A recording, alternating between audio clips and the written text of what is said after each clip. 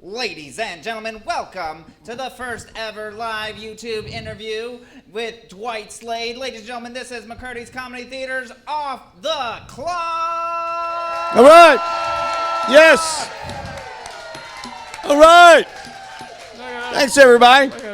And those of you who are just tuning in, who might be on YouTube watching it live, just got through the show with Dwight Slade, our headliner this week. And we also, I think it was proper to start this with, Dwight, is I need a beer. And do you need anything? I could use one, whatever you're... Two Sam Adams. You know, 13 years on the wagon. Let's go off the wagon for one night. All right. I'll get right back on. The point of this is I like for people to find out who the comedian that they just saw perform is, especially when they're not performing, and how they got into it. So to start off with, you told everybody in the audience that you grew up in Houston, Texas. I did. Thank you. And That's okay. All right. That's all right. I'm surprised you made it here on time through traffic if you're from Houston. Yeah.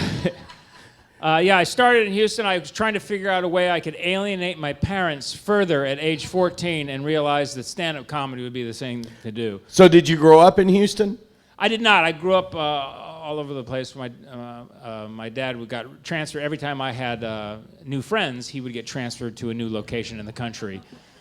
So I was born in Seattle, moved to San Mateo, California, Wilton, Connecticut, Atlanta, Georgia, Houston, Texas. And so, What'd your dad do? he was on the run from the law. No, he worked for Shell Oil Petroleum. Oh, okay. Which is sort of like being in a war. Yeah. And so you knew it. I mean, so truly at 14 years of age, you were like, I want to be a stand-up comedian? Well, in middle school, I met a guy, a very intense guy named Bill Hicks, who's an iconic comedian. I don't know if you've ever tuned into him, but he's a great comic. And we were in the same class in English. And I wanted to be an actor, he wanted to be a comedian. He goes, we should be a comedy team. So we started writing jokes, we started performing. We were 15 years old and had an 8x10 resume and a tape, and we were riding our bikes all over Houston trying to be comics. Wow. And literally, for those of you who don't know Bill Hicks or don't know the name, you should Google search it. I went over to the Edinburgh Festival, which you've done a couple times, right? And I come to find out over there that Bill is iconic over there like Richard Pryor is here.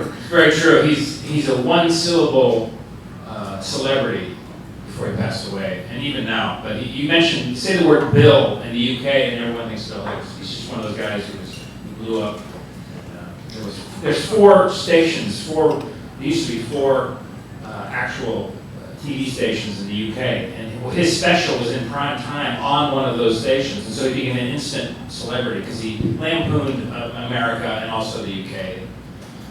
He was a cutting-edge comedian, and you guys were a comedy team when you started. Now, back up a little bit. Now, your dad was working for Shell. You moved around the country. Did your mom work, or was she a stay-at-home mom? She was a stay-at-home mom. It was very much Allentown corporate kind of upbringing. Very nice homes, and the father took a carpool downtown, and my mom stayed home and raised the kids, 4 kids. Was there anybody in your family, adult-wise, the family that you interacted with, uncles, aunts, grandparents, anybody that was connected to entertainment or was in entertainment or was an entertainer? No, but I remember going on family vacation and meeting my Uncle Colin, and he was funny. He was like one of those funny guys, and I remember going, how can an adult be funny? But he did rhymes, he was just a funny dude. Rhymes, that sounds weird. An adult to be doing a show. Come sit on my knee, I'll listen. Very funny rhymes.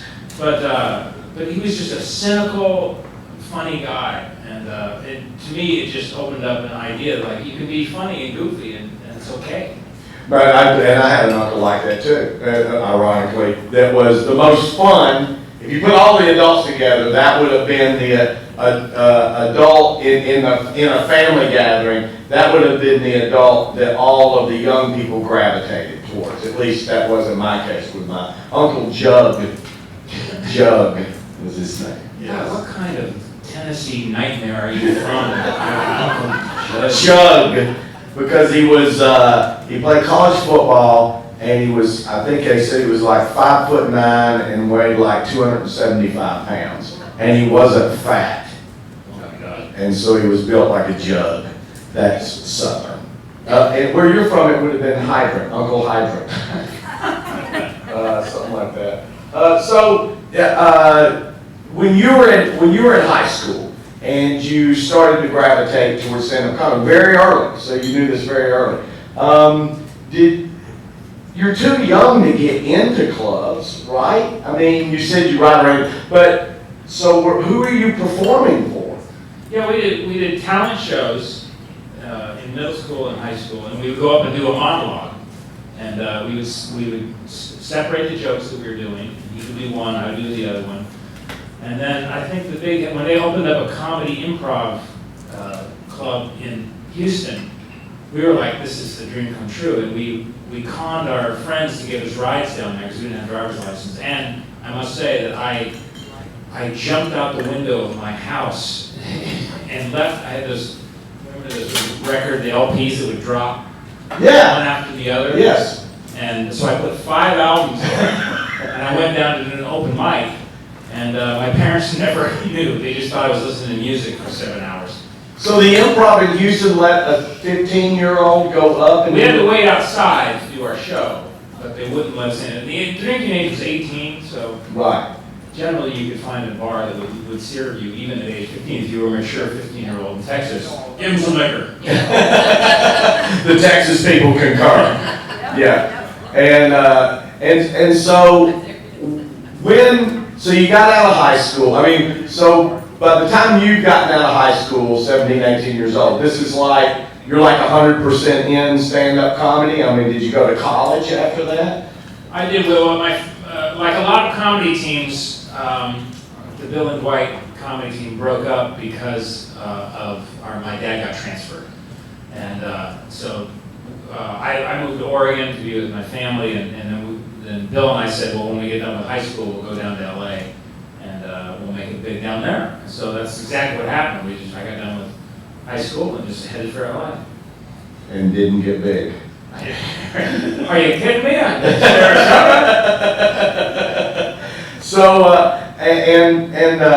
So you were in LA by the time you were 18 years old, 19, Yes. and then just 100% focus on stand-up comedy. So from that point until you were making your entire living, you know, just doing stand-up comedy, how many years? Well, 85 is when I went pro. And I was going to college. It was ridiculous. I'm not going to be a chemistry major, and so I just started getting gigs. And I had moved from LA to Portland, Oregon, because Portland had a great open mic scene. I was like, why am I being unknown and beating my head against the wall in LA when I can go to Portland and be unknown and beat my head against the wall? At least it's cheaper. So yes. So I moved to Portland, Oregon. There was just open mics everywhere. I remember the owner of a club going, can you do 45 minutes? And I went, yes, I can do 45 minutes. That was always the I literally went home and wrote 45 minutes. But that kind of atmosphere where people were coming up with such a new thing in stand-up, exciting. I think that was one of the greatest advices that, and I started a comedy team too. And we were in Denver. There weren't many clubs around. This was 81, 82. But we had a headliner that we were talking to, and they said, and he gave us the greatest advice in the world. He said, don't go to LA, go back to the Southeast and don't leave. No, but he said, go back to the Southeast because clubs are opening all over the Southeast. He goes, get really good there, kind of in your region, in an area where you're not up against so much competition. And trying to figure it out. Yeah, Hollywood is interested in people who they've not heard of. And I know that when things broke for me in the early 2000s in LA, the fact that I didn't live there, people were like, oh, he doesn't live there, he must be some kind of iconoclastic, artist. And it's just because I didn't have the money or the time to be in LA. So when you aren't doing comedy, I mean, when you're away from comedy, and I know you're married and you're focused on that, of course. But what do you do? I mean, like I play golf. I like to. There's certain things I like to do when I'm away from comedy. Are you have hobbies or anything that interests you other than just stand up and your kid, and you also have children, your dad? Yeah, it's a weird point in a comic's life when I raised 2 kids doing stand up on the road, had 2 marriages, and so what I'm finding at this point in my life, being in the 50s, is that it's the first time I've kind of been secure, and it's a weird feeling. I don't know how to deal with it. You know, I feel like there should be some constant struggle and constant, oh, I'm not going to make enough money, and that seems to be it's better now. I don't know if that answers your question. Well, I was kind of curious as to But hobbies, I don't have. No. I have a 65 Cadillac sedan DeVille that needs to be, that I'm slowly restoring, so maybe that helps. Right. Okay. So no sports, no. What is this, an intervention Do here you all of a bowl? sudden? Do you? Jeez, what, you know, Do you do anything with a ball? That's what guys want to know. Do you do anything with a ball at all? Anything? I have 2 of them, and I do them constantly. All right. Last question to you from me, and then I want to open it up to the audience, and you guys ask whatever you would like for about 10 more minutes. If per se, comedy had not been available, even if you were doing it, but had not been available to be a viable profession to make money at, okay? So you need to do something else as a career to make money. Where do you think you would have landed on You know, that? that's an easy question. I've been asked it a few times, and it's always teaching. I always have thought that I wanted to be a teacher. I thought that would be a good. Did you have a specific grade level or area of teaching that you would have wanted to go into? I think like middle school. I think that, Middle school? well, I think I can handle it. You're a badass. After doing a Wednesday at McCurdy's, I clearly can handle juvenile behavior. You had the bachelor party tonight, which was great fun. It was great. Cool. All right, now, questions from the audience. Anybody have anything, something there? Favorite comedian, Dwight. What? His favorite comedian. Oh, who's your favorite comedian? We were talking about before the show a little bit about how it's a lot of comics you've never heard of. Like there's a guy named Ron Schock that Les and I are just we worship him. He's so brilliant. And so there's another comic. There's Ron Funches is a comic I really like. But really, Richard Pryor was the guy who you looked at and listened to his stuff and just absolutely. Even now, you look at it, it's like, how does he do it? How does he become such a brilliant writer, brilliant performer?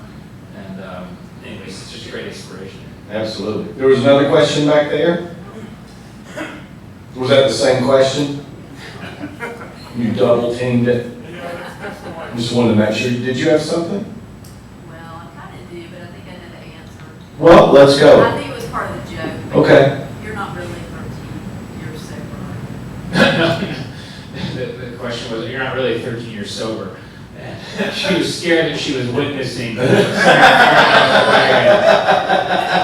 And- wanted to be sure I was, The whole thing falling apart? right. I know. Well, and I know a lot of comedians battle that, and addiction is a serious issue. But I've got a lot of other compulsions that I have to deal with before alcohol. So, Okay, one more question. Where in Atlanta? Marietta, Georgia, is where I live. Okay. No, I don't think. And I got 3 words that anybody from Marietta knows. The big chicken. I'm from Alpharetta. Do you know the big chicken? Yeah. Absolutely. He knows the big He chicken. knows that I don't. I'm from Alpharetta. There's a restaurant, a chicken restaurant, that when I was a kid, before I-75 was built, you went through Atlanta on a highway. And on that highway was this restaurant that was a huge chicken. And, you know, it would just sticks in your brain. As a kid, because the Wasn't crazy. Lester Maddox, the former governor, the owner of that? Maybe so. No, that was the pig rib. Oh, okay. The what? Pig rib. Oh, okay. It's good to have a racist in the audience. There you go. Where What? nobody that wasn't white was allowed. Oh, well, that was common In Georgia? in Georgia. Yeah, but in the southeast, before 19, I don't know, late 60s, that was pretty common anywhere, probably just all over the country. Any other questions? So, I've got a question about politics. Sure. Do you bring politics into any of your comedy at all? My problem with politics is I get angry, and angry isn't funny. But there has been a couple of times where I've created like one bit. And when I went over to the UK, they ate it up when you were talking about America. And so I would just tell the truth over there, and so it was very gratifying to go out and get all your angst out, and people would be happy with it. So, but yeah, I'm not the political guy. I'm the guy doing crowd impressions. What am I going to turn around and do, jokes about the bar? And it's just not going to work. Wasn't he just doing a crowd? What credibility does he have? It's interesting, especially since the last presidential election, to have watched political humor, because we've always had political humor. Politics has been a mainstay of what comedians tease and satirize. I mean, always, forever, And but when this last election, I noticed something as a club owner that I'd never seen before in the 30-something years I've been in comedy, and that was the first, I would say, about 5 or 6 months that after Trump got in office, any comic that even hinted that they were going towards politics, a big chunk of the audience, not even knowing where they were going, they didn't know yet whether they were right-wing or left-wing or moderate in the middle. They had no idea. They just knew that they were starting towards politics. Would boo out loud. Never seen that before. And actually have a chunk of the audience start chanting, "No politics, no politics." We've never had that happen in the whole history that I know of comedy. And of course we would tell the audience that they can't do that. And we had it with a couple of celebrities. Rob Schneider was one, Sinbad was one, John Lovitz was another, that all had different opinions about things. But of course they let the audience know pretty quick that they go, "You don't get to say what we say." But the thing that I have noticed is, for about 6 months, it was very vehement by a chunk of the audience that they just did not come to a comedy club to hear that. They either were over it, or they felt like that their side was going to get attacked and they didn't want to deal with that. But as the months have gone on, I've noticed that political humor has come back. The audience is more accepting of it. You know what I mean? It's not as crazy and tight as it was for whatever reason. That's happened. We saw Louis Black, Mm-hmm. and we was the center. He wouldn't even touch it. Is that right? Wow. He's always been a political comedian. That's his mainstay. And but he wouldn't even touch it. I mean, he wouldn't even That's get close to interesting. it. Yeah. The comedian that opened up for him was actually better, More political. more political than Louis Black. I didn't know Louis Black could do anything but politics. I don't know it was all Louis did. It was flabbergasted that he didn't even approach it. Yeah. That's what Well, our job's to be funny, and I mean, it's not, that's the thing we always talk about is that, our job is, when you guys come to a comedy club, I know, and we know this, you're not coming here to learn anything, you're not coming here to be enlightened, and you really don't give two shits about our point of view, not really. You come to laugh, and whatever we say up here needs to be moving towards a laugh, whatever it is. And if we're not doing that, if I'm up here, or Dwight's up here, or any other comedian is up here that's preaching a point of view, well, to me, they're being selfish. They have you as a captive audience, and they're using you in the wrong way. You know what I mean? You come here to laugh. But I'll tell you one thing that I love is I love seeing a comic do a joke that's so well crafted that it does slam one side or the other, but it's so well done that even the side that gets slammed laughs at it, because is just well done, and they know it's not in mean spirit, you know, it's just satirizing. Is there anything else? Yeah, Any favorite comedian? Comedians. Yeah. Oh, of course. Well, Kathleen Madigan immediately, for me, in this day and time, always comes to mind. I just love Kathleen and Paula Poundstone, both of them. Maria Bamford. Maria Bamford. When I checked her out, it's wonderful. staggeringly funny, and it just really reinvented stand-up, and so. It's incredible how many fantastic female comedians we have now, and just a wealth of them. And you know, the idea, and this is out there still, that gender would make any difference in the quality, the ability for someone to be funny is ridiculous. It's just ridiculous. People just have a knack for it or not. And, you know, why is somebody funny? Not that people don't have gifts, but they work harder. Wouldn't you agree? I mean, they just work harder at it. They're more diligent with it, and they're smart. Anything else? Yep. Yep. How many children do you have? What do they think of Dad being a comic? And how many days a year are you with them? So how many children do you have? What do they think about Dad being a comic, and how often do you get to see them? I have two kids, a boy and a girl. They're grown, but they're out of the house. My daughter's just finishing up at Athens, at the University of Georgia, and my son. Okay, sure. Yeah, And, that's proud. she just got a brand new job that we're happy about in 3D animation. She's moving to Baltimore. And my son is, for 6 years, did insurance claims for people, and now he's going to be a lawyer, so he got accepted to law school. So anyway, my kids are hyper talented and much better looking than I am.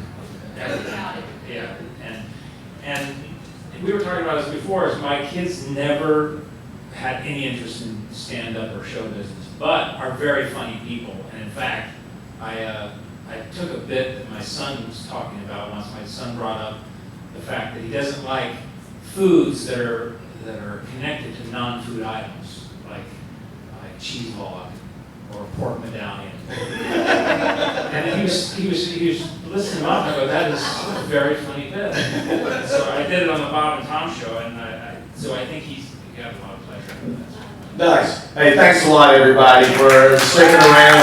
Thank you very much, Dwight. Appreciate it. This ran on YouTube Live, and of course we taped it, and it'll run over and over again, and as much as anybody wants to see it. And we did a podcast this evening from the green room, Dwight and I, and Comic Al April, and that should be up in the next few weeks on Spotify and oh shit, I don't know, all kinds of stuff.